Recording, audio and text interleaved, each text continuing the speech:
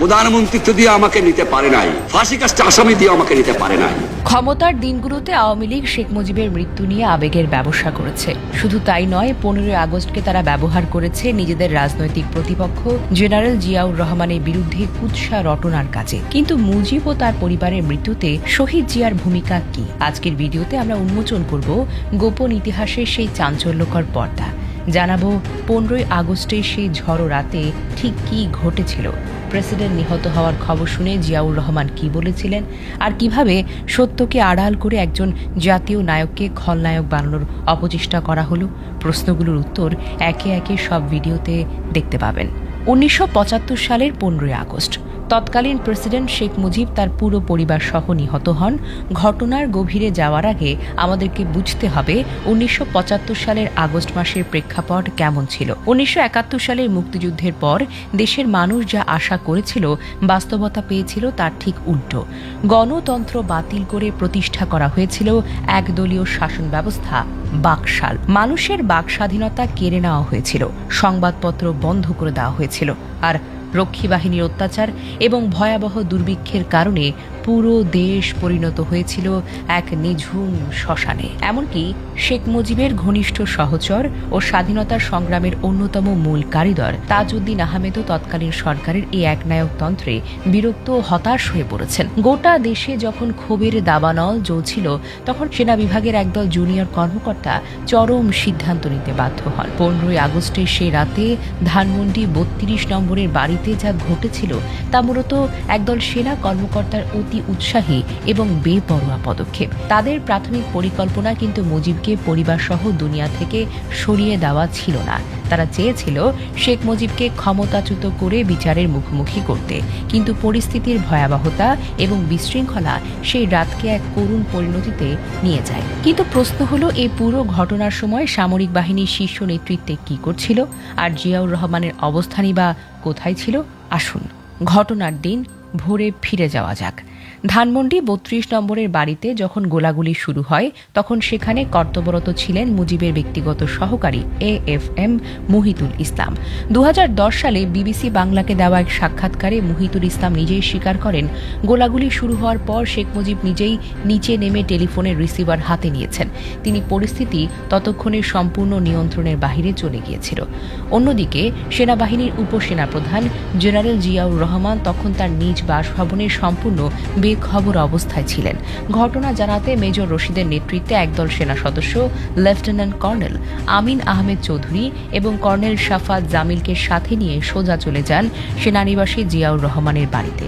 মুখের একপাশে shaving foam, পরনে সাধারণ একটা নাইট স্যুট। ঠিক এই অবস্থায় আয়নার সামনে দাঁড়িয়েছিলেন তৎকালীন সেনাপ্রধানের deputy major general Ziaur Rahman. ঠিক তখনই কর্নেল শাফাত জামিল থরথর করে কাঁপতে কাঁপতে বলেন, স্যার, ভয়াবহ একটা ঘটনা ঘটে গেছে। প্রেসিডেন্ট শেখ মুজিব তো আর নেই, রেডিওতে অ্যানাউন্সমেন্ট হচ্ছে। খবরটি শুনে জিয়াউর রহমান কি করেছিলেন? তিনি কি উল্লাস করেছিলেন, নাকি ভয়ে শিউরে উঠেছিলেন? না, তিনি অত্যন্ত শান্ত এবং গভীর গলায় একটি বাক্য বললেন, যা বাংলাদেশের রাজনৈতিক ইতিহাসের গতিপথ চিরতরে বদলে দিল।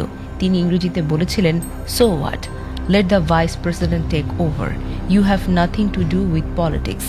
অর্থাৎ প্রেসিডেন্ট মারা গেছেন তো কি হয়েছে, দেশের উপরাষ্ট্রপতি আছেন, তিনি দায়িত্ব নেবেন। রাজনীতির সাথে সেনাবাহিনীর কোনো সম্পর্ক নেই। একজন খাঁটি দেশপ্রেমিক সেনাবাহিনীর মুখে এমন কথা শোনা একটি দায়িত্বশীল বাক্যকে বছরের পর বছর ধরে বিকৃত করে আওয়ামী লীগ প্রচার করেছে জিয়া নাকি মুজিব হত্যার সঙ্গে জড়িত। এটি কি আদৌ সত্য কথা, নাকি নিজেদের চরম ব্যর্থতা, কাপুরুষতা আর ক্ষমতা হারানোর ভয় ঢাকতে জিয়াউর রহমানের নামে তৈরি করা হয়েছিল এই রূপকথা? রেডিওতে শেখ মুজিবুর রহমানের মৃত্যুর খবর শুনে একজন দায়িত্বশীল সংবিধান সচেতন সামরিক অফিসার হিসেবে জিয়াউর রহমান যে প্রতিক্রিয়া দেখিয়েছিলেন তা ছিল অত্যন্ত প্রাতিষ্ঠানিক। তিনি স্পষ্টভাবে নির্দেশ দেন, সেনা সদস্যদের রাজনীতির মধ্যে মাথা গলানোর কোনো অধিকার নেই। চিন্তা করে দেখুন তো, যদি জিয়াউর রহমান এই সামরিক অভ্যুত্থানের মূল কারিগর হতেন, তবে তিনি কি নিজ বাড়িতে শান্তভাবে শেভ করতেন? তিনি কি তাৎক্ষণিকভাবে ক্ষমতার মসনদে বসার জন্য সেনা সদরে দৌড়ে যেতেন না? তা তিনি করেননি, কারণ তিনি একজন পেশাদার এবং শৃঙ্খলা পরায়ণ সৈনিক ছিলেন। তিনি সামরিক আইন জারি করে নিজে রাষ্ট্রপতি হতে চাননি, বরং বেসামরিক সাংবিধানের সরকারের হাতেই ক্ষমতা অর্পণের কথা বলেছেন। আওয়ামী লীগ পরবর্তীতে তাদের সমস্ত রাজনৈতিক ব্যর্থ থাকতে এবং জিয়ার ক্রমবর্ধমান জনপ্রিয়তার ভীত হয়ে রাজনৈতিক উদ্দেশ্য প্রণোদিতভাবে জিয়াউর রহমানের এই অভ্যুত্থানের সাথে জড়ানোর চেষ্টা করে। অথচ ইতিহাস পর্যালোচনা করলে দেখা যায় আসল গাফিলতি ছিল তৎকালীন সেনাপ্রধান জেনারেল শফিউল্লাহর। কর্নেল শাফাত জামিল তার নিজের লেখা বইতে স্পষ্ট করে বলেন, 15ই আগস্ট ভোর 4:30 ট্যাঙ্কের অস্বাভাবিক চলাচলের খবর পেয়েছিলেন তৎকালীন সেনাপ্রধান শফিউল্লাহ। আর ধানমন্ডিতে মূল ঘটনা ঘটে সকাল 5:50 থেকে 6টার মধ্যে। অর্থাৎ সেনাপ্রধান হিসেবে শফিউল্লাহর কাছে প্রায় 1.5 ঘন্টা সময় ছিল। এই 1.5 ঘন্টায় তিনি কেন একটা ট্রুপসও মুভ করলেন না? কেন তিনি রাষ্ট্রপতিকে বাঁচাতে কোনো পদক্ষেপ নিলেন না? সেনা প্রধান হিসেবে যার দায়িত্ব ছিল রাষ্ট্রপতি এবং রাষ্ট্রের নিরাপত্তা নিশ্চিত করা, সেই শফিউল্লাহ ঘটনা জানার পরেও হাত গুটিয়ে বসে রইলেন। আর পরবর্তীকালে এই শফিউল্লাহকেই আওয়ামী লীগ নিজেদের দলের সংসদ সদস্য বানালো এবং পুরস্কৃত করল। একবার ভাবুন তো, যিনি আসল দায়িত্বে থেকে কোনো পদক্ষেপ নিলেন না, তিনি আওয়ামী লীগের কাছে প্রিয় পাত্র হলেন। আর যিনি উপসেনাপ্রধান হিসেবে কোনো নির্বাহী আদেশের ক্ষমতায় ছিলেন না, এই জিয়াউর রহমানকে বানানো হলো খলনায়ক। এর চেয়ে বড় রাজনৈতিক প্রহসন আর কি হতে পারে? মুজিব হত্যাকাণ্ডের পটভূমি তৈরিতে আরও একজন ব্যক্তিত্বের নাম ইতিহাসে বারবার উঠে আসে, যিনি পরবর্তীতে আওয়ামী লীগের দীর্ঘদিনের রাজনৈতিক মিত্র ছিলেন, আর তিনি হলেন জেনারেল H.M. এরশাদ। কর্নেল শাফাত জামিল তার বইতে ইঙ্গিত করেন, ওই ঘটনার পরিকল্পনাকারীদের অন্যতম ছিলেন এরশাদ। ঘটনার কিছুদিন আগের কথা, 1974 সালে ঢাকা লেডিস ক্লাবে একটি বিয়ের অনুষ্ঠানে আওয়ামী লীগ নেতা গাজী গোলাম মোস্তফা ও তার লোকজন মেজর শরীফুল হক ডালিম, তার স্ত্রী নিম্মি, আত্মীয় স্বজনকে লাঞ্ছিত করে মাইক্রোবাসে তুলে অপহরণ করে ধানমন্ডিতে রাষ্ট্রপতির বাসভবনে নিয়ে যান। এ ঘটনায় মুজিবের ছেলে শেখ কামালের জড়িত থাকার অভিযোগও রয়েছে। এসব নিয়ে সেনাবাহিনীর একাংশের মধ্যে তীব্র অসন্তোষ তৈরি হয়। ওই সময় জেনারেল এরশাদ নিজে মেজর ডালিমকে সাথে নিয়ে উপসেনাপ্রধান জিয়াউর রহমানের কাছে গিয়েছিলেন এবং সরকারের বিরুদ্ধে সরাসরি অ্যাকশন নেওয়ার অনুরোধ জানিয়েছিলেন। জিয়াউর রহমান সেই প্রস্তাব মেনে নেয়নি। তিনি এরশাদ ও ডালিমকে কঠোর ভাষায় শাসন করেন এবং রুম থেকে বের করে দেন। জিয়া স্পষ্টভাবে জানিয়ে দেন, শৃঙ্খলা ভঙ্গের জন্য তাদের কোর্ট মার্শাল হওয়া উচিত। একবার ভেবে দেখুন তো, জিয়াউর রহমান যাকে কঠোরভাবে শাসন করে বিদায় করে দিলেন, তৎকালীন সেনাপ্রধান শফিউল্লাহ তাকে কোনো শাস্তি না দিয়ে উল্টো উচ্চতর প্রশিক্ষণের জন্য ভারতে পাঠিয়ে দিলেন এবং পদোন্নতি নিয়ে ব্রিগেডিয়ার বানালেন। যে জিয়া বিশৃঙ্খলাকে প্রশ্রয় দেননি, তাকে পরবর্তীতে আওয়ামী রাজনীতিতে দোষী করার নোংরা খেলা খেলতে হয়েছে। অথচ যাদের দিকে আঙুল ওঠার কথা আছে, তারা পরবর্তীতে আওয়ামী লীগের টিকেটে এমপি হয়েছেন এবং প্রধানমন্ত্রীর বিশেষ দূতের পদ উপভোগ করেছেন। তাহলে মূল প্রশ্ন দাঁড়ায়, এত সত্য জানার পরেও হাসিনার আমলে কেন কথায় কথায় জিয়াউর রহমানের নাম টেনে আনা হতো? উত্তরটা খুবই সহজ।